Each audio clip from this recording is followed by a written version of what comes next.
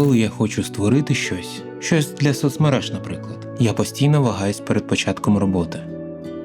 Перед очима якась нездійсненна задача, бо треба зробити неймовірно багато, щоб створити одне невеличке відео. Розумію, чесно кажучи, якщо у вас так само.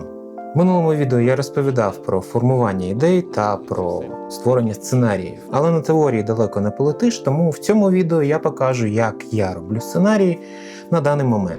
Тому що сьогодні ми розглянемо всі етапи створення сценарію, про які я казав в минулому відео, але вже в дії. Ви можете все пригадати в статті в Notion, яку я зробив в минулому відео, щоб вам було простіше і вам не треба було переглядати минуле відео. Ось, та покажу, які інструменти мені дуже спрощують життя у створенні сценаріїв. І трохи розкажу, як я їми користуюся, звісно. Можете приготувати собі якийсь смачний напій, а я ось собі приготував напій богів. Ви знаходитесь на каналі ArnVMG, і мене, власне, звати Арн. Так, це лише 3 букви. Ось, тому давайте починати писати сценарій. Відчуваєте, як все більше стало тривоги навколо. Одні кольорові пікселі, неіснуючі звуки та перекручені сенси, які майже ніколи не бувають правдою.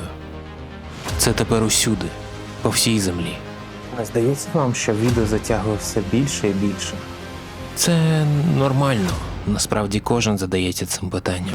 Чому відеоформат так захоплює свідомість світу? Історія відео почалася з того, що всередині 19 століття люди почали винаходити такі собі іграшки, де статична картинка перетворювалась на живу. Це переросло у першу в історії людства анімовану картину під назвою «Сцена в саду Раундгей». І відео починає завойовувати вуха, очі і мозок глядачів. Коли у людей з'явилася потреба отримувати все більше емоцій, світ зустрів офіційно першу документальну стрічку, яка називається «Прибуття потяга на вокзал для Сюта». Люди отримували все більше емоцій від перегляду рухомих картинок, і так як їх потреби росли, відео почало швидко еволюціонувати. З'явився синхронний звук, потім кольорова картинка і нарешті спецефекти. Відеоконтент тепер це не просто спосіб передати рухому картинку зі звуком. Це тепер спосіб передачі сенсів та навіть маніпуляцію над розумами. Це все розвивалося з неймовірною швидкістю протягом цілого століття. І врешті-решт цей розвиток доходить до того, що з'являються великі медіамережі, де ще більше людей почало створювати ще більше контенту. Але нам було замало, і ми частково делегували створення контенту ШАІ. Так, зараз через це в нас багато проблем. Але не дивлячись на те, що люди намагаються боротися з надмірним споживанням відео, контент все одно буде у будь-яких проявах. І задовільнятиме потреби глядачів саме так, як їм того хочеться. Бо як не крути, у витоках будь-якого контенту стоять такі самі люди.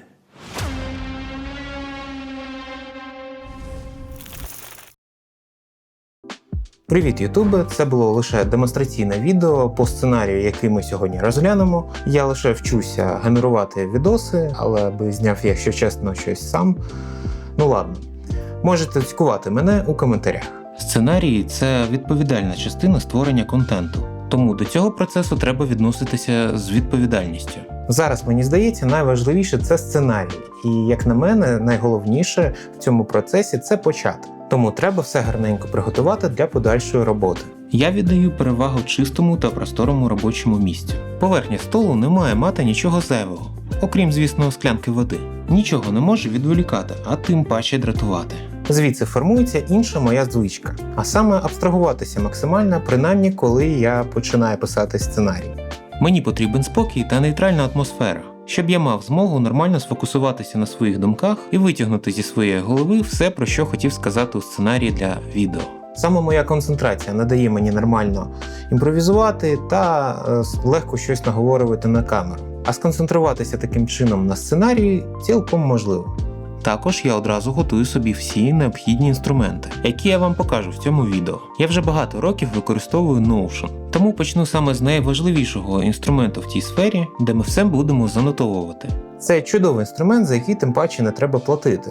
Він абсолютно безкоштовний, якщо ви не працюєте в команді та не використовуєте місцевий шаї. В ньому все достатньо легко налаштовується, що стосується тексту та збору інформації. Але саме для збору інформації я останнім часом часто використовую сервіс від Google, який називається Notebook.lm.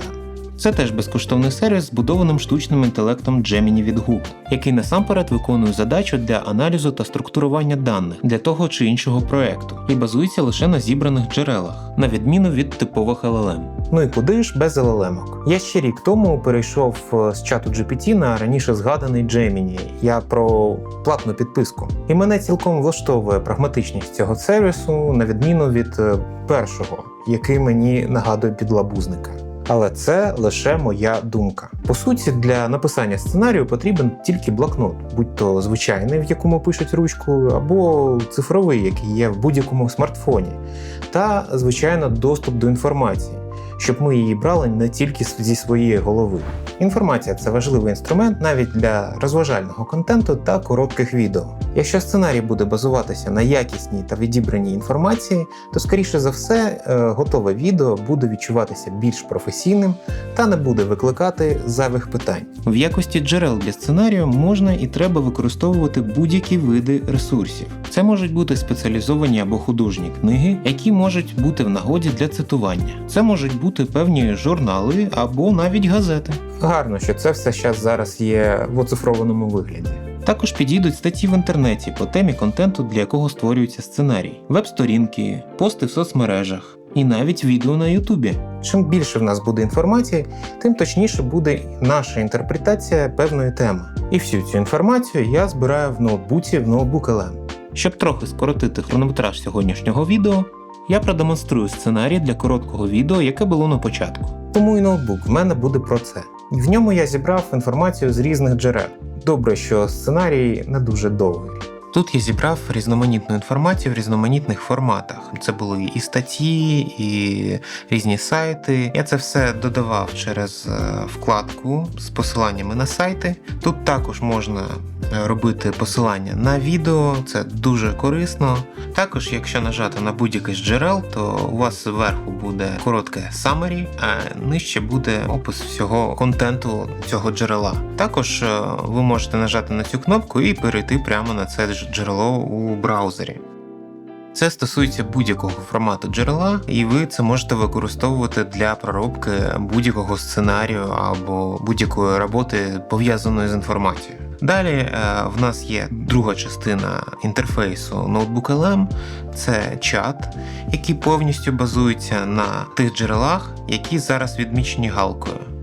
Тобто ми можемо вибирати саме ті джерела, на яких буде базуватися наш чат ось тут, і він не буде галюцинувати, бо він буде відповідати виключно по інформації, яка тут зібрана, а не вся інформація, яка є в базі Gemini. Далі, як ми можемо ще працювати з інформацією, яку ми тут зібрали, це завдяки цим функціям.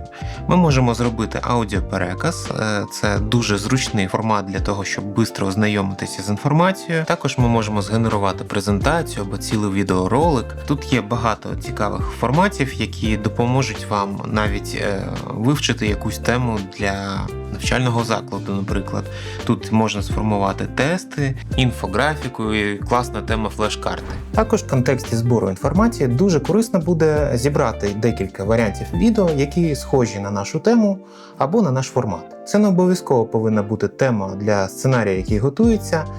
Це потрібно для того, щоб проаналізувати конкурентів та подивитися, що працює, а що не дуже. Які прийоми зі сценарної точки зору використовують інші креатори? Які обкладинки, назви та хуки? Все це може направити нас в правильне русло. Але не мене. Коли хочеться протестувати щось, хто мене зупине. Всі ці відео також можна завантажити у Notebook.lm, щоб їх не втратити, коли ми будемо робити продакшн та постпродакшн. За основу для структури я використовую всю ту саму трьохактну структуру. Хоча, чесно кажучи, її всі використовують це нормально. Але слід зосередитися на початку відео. Тут я намагаюсь максимально зжати цю частину і віддати максимум часу на те, щоб зацікавити глядача, використовуючи дуже просту формулу гачок, проблема, обіцянка. На етапі проробки сценарію я одразу прописую ключові думки в булетовому списку, щоб згадати про це потім, коли буду деталізовувати сценарій. І далі переходжу до основної частини. Її я також поділяю на підрозділи. В кожному підрозділі мають бути певні моменти, які в ідеалі повинні зацікавити глядача дивитися відео далі. Тому я одразу намагаюся відмічати всі цікаві тези для підрозділу в опорному списку. Але якщо підрозділ трохи нудноват, але важливий, я його намагаюся скоротити максимально за тривалістю, не жертвуючи сенсом. Такі цікаві, але занадто довгі підрозділи я намагаюся розділяти, щоб він не був занадто затягнутий. Але важливо, щоб це мало логіку та сенс. Якщо такого не знайдеться, краще цей розділ скоротити. Фінальну частину я також, як і вступну, занадто не затягую. І пам'ятаю про те, що ніяким чином не можна попереджати глядача про закінчення відео. Щоб він додивився до самого кінця, і YouTube автоматично переключив його на наступне відео, яке скоріше за все буде наше. При написанні структури для сценарію та сценарію загалом треба постійно слідкувати за потенційною напругою та емоцією глядача. Все, що не в тему, скоріше не прокатиться, тому треба видаляти. Коли структура вже готова і ми написали достатньо опорних думок, можна вже переходити до детального наповнення сценарію. В мене є початок, основна частина та кульмінація. І в кожній з цих частин я за допомогою кнопки «Додати новий підрозділ» додавав різні підрозділи, щоб зробити цей сценарій більш структурованим. На етапі проробки сценарію я одразу прописую усі опорні пункти з моїми ідеями, щоб не забути про них під час деталізації нашого сценарію. Після цього приступаю до детального написання прямої мови у стовпчику «Аудіо». Для цього достатньо нажати на кнопку «Додати AV-скрипт», і тут ми можемо писати, періодично звертаючись до ноутбука LM, задаваючи йому певні питання за темою цього сценарію, або до Gemini, щоб отримати більш розширену відповідь. Потім я пророблю детальний опис візуальної частини відео у колонці «Візуал». Буквою А я позначаю ці кадри, де я щось наговорюю на камеру. Це саме A-роли, і описую кадр з огляду на це. А кадри, де йдуть збивки, я помічаю буквою Б. Це, власне, вже біроли, і тут наш голос звучить вже за кадром. І потім уже додаю опис звуків у стовпчику аудіо. В цілому я далі намагаюся максимально проробити сценарій, максимально детально, так, щоб на етапі продакшену та постпродакшену я міг звернутися до цього сценарію та повністю все відтворити, те, що хотів зробити.